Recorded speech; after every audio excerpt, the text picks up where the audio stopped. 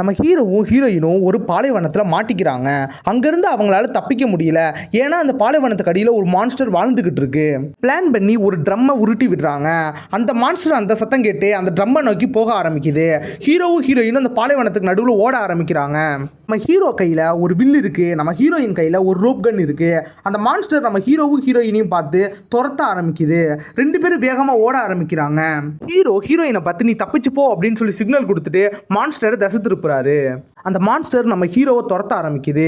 Hero கையில் வச்சிருந்த அம்புல விஷத்தை தடவி அந்த மான்ஸ்டரோட கண்ணை நோக்கி விடுறாரு. அம்பும் கரெக்டாக போய் குத்திடுது. அந்த மான்ஸ்டர் தடுமாற ஆரம்பிக்குது. அந்த நேரத்தில் ஓடிக்கிட்டு இருக்கிற நம்ம ஹீரோயின் கண்ணில் ஒரு வண்டி மாட்டுது. அந்த வண்டிக்குள்ள ஒரு ராக்கெட் லான்ச்சர் கன் இருக்கு. அந்த கன்னை வச்சு ஹீரோயின் மான்ஸ்டரை சுடுறாங்க. இந்த கேப்பை பயன்படுத்தி ஹீரோ மான்ஸ்டர் மேலே ஏறிடுறாரு. கையில் வச்சிருந்த கத்திய மான்ஸ்டரோட நடுமண்டையில இறக்குறாரு. மான்ஸ்டர் வழியில ஹீரோவை தள்ளி விட்டுருது.